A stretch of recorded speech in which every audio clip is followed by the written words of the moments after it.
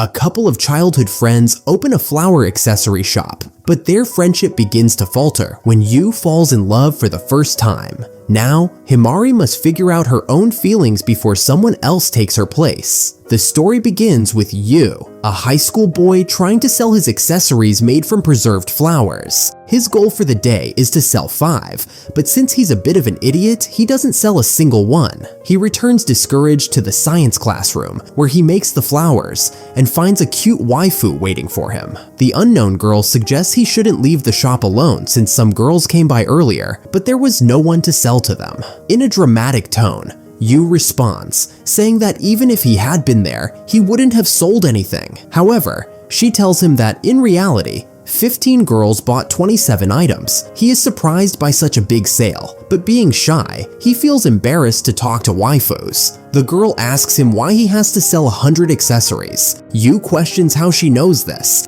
and she replies that the teacher told her. Though he doesn't want to respond, he can't resist his classmates' charms. So, he confesses that his dream is to have his own shop, but his parents want him to be a streamer, influencer, or something that generates money. Since he got stubborn, they agreed that he could do whatever he wanted if he managed to sell 100 items at the festival. She laughs, saying it's normal for his parents to want him to be a TikTok creator, since that's where the money is these days. Then she asks how much he has left to sell. Yu responds that a lot, and she tells him to relax because she can sell everything in no time. 2 years have passed, and now the boys are in high school, while the girls watch how Himari promotes and sells accessories on a website called Yu. After selling out his merchandise at the festival, Yu managed to sell his products at his family's mini-market, since the boys can't set up their own businesses there. He spends his afternoons in the lab making keychains, and although everyone finds it strange, he enjoys working alone. But he's not entirely alone, as Himari shows up to surprise him. She approaches him and tells him to leave the work for later, saying she's noticed his eyes shining and that it's time to close. Yu responds that he still needs to finish some earrings, but Himari hangs herself around his neck, and he interprets it as, "You should be grateful that I'm still talking to you." He can't help but remember their first encounter. After the festival, Yu invited her for a burger and asked why she had helped him. She's wearing a new necklace that Yu designed and says that she only wanted to sell them and that she's willing to support him so he can have his own shop. She admits that she saw him working on that necklace and tried to talk to him, but he ignored her. She also mentions that she's seen him taking care of the flowers in the yard, even naming them and crying when he has to cut them. At first, she only thought about buying the necklace, but then she noticed that he was doing terribly, so she decided to help. To do that, she asked her brother for a favor, which cost her a lot, so now Yu owes her. He accepts and asks how she wants him to repay her. Himari responds that she wants his eyes, but not in a creepy way. It's because when he creates those things, his eyes shine, and she wants him to only show them to her. In return, she'll sell all of his creations, and they'll be friends forever. Back to the present, Yu asks Himari how it went with the talent agency. She tells him that she rejected them because she wants to focus on the shop, and she reminds him that if they don't have it before they're 30, they'll get married. Yu asks her to stop joking about that, as her brother is taking it seriously and even calls him brother-in-law. She explains that it's because she likes him and really wants him to be her brother-in-law. Yu tells her that to marry someone, they should at least date first. Himari asks if he still thinks about the girl he fell in love with on a field trip in elementary school, and says it sounds made up, and that he should find a real one instead. He says it's because she never leaves him alone at school, but Himari responds, "Then why have you been with other guys?" Yu suggests that her exes might be out there talking bad about him. Himari thinks that's possible because when she was with them, she only talked about Yu. In reality, neither of them really understands how love works, and she only does it out of boredom. Yu asks if she really plans to wait for him to open the shop to marry him.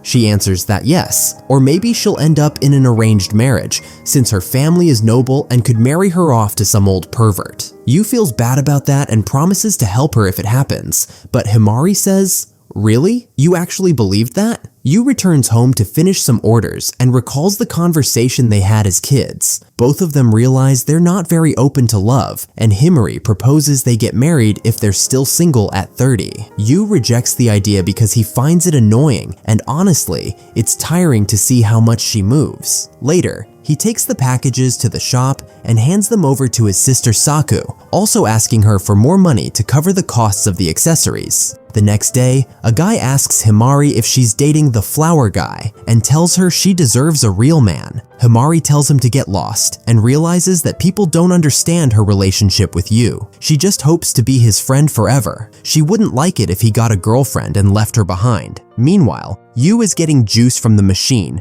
when he notices a beautiful girl approaching. Beautiful women intimidate him, but he uses them as inspiration for his accessories. He takes a good look and notices she's wearing one of his accessories on her wrist, one he sold at the high school festival. Right at that moment, the bracelet breaks, ruining his pride as a craftsman. The girl looks distressed, so Yu offers to fix it. She, suspicious, thinks he has ulterior motives and confronts him, causing him to run away like a complete creep. The next day, Yu tells Himari everything via text during class. She gets excited and asks if he's going to confess to her and if he wants her to record it when she rejects him. With such support, Yu ignores her message. Himari insists that he respond and not be like that. Yu says there's no way he's going to answer such nonsense. But just then, the teacher scolds him for bothering his classmate during class. During class, an old friend, Makishima, approaches Yu. Himari greets him with hostility, making it clear that there's tension between them and neither of them wants to share Yu.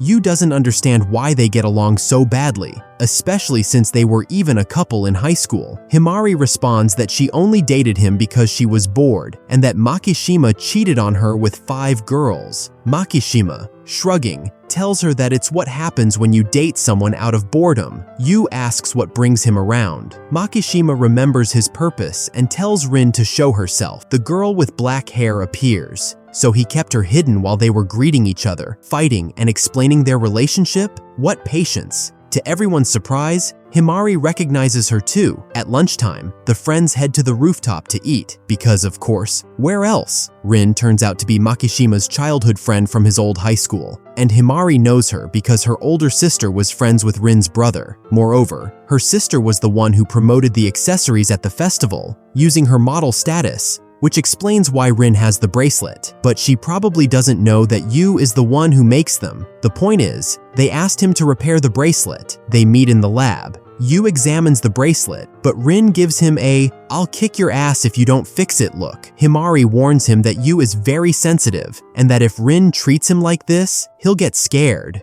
Rin responds that she's not being rude, but when Himari shows her a mirror, she's startled by her own expression and ends up falling. Yu realizes the girl is a bit clumsy, though he would never say it out loud. Himari, on the other hand, has no filter and tells her she's still as stupid as always. Rin accuses her of being the cause of everything and, tired of her insolence, picks her up off the ground with one hand, anime villain style. She reminds her that she's always been a pain since childhood and hasn't forgotten that she stole her favorite toys. Himari, defeated, apologizes. Yu can't believe someone finally put her in her place and takes mental notes to copy the technique. Rin mentions another incident in physical education class, but Himari preempts the apology. She saw the opportunity and took it. And speaking of taking opportunities, well, she saw another one and took it too. So she gives her a little squeeze. Rin tries to break free, but Himari is holding her tightly by the chest. When Rin finally manages to get her off, she punishes her by putting a sign on her that says, "I squeezed my friend's boobs again."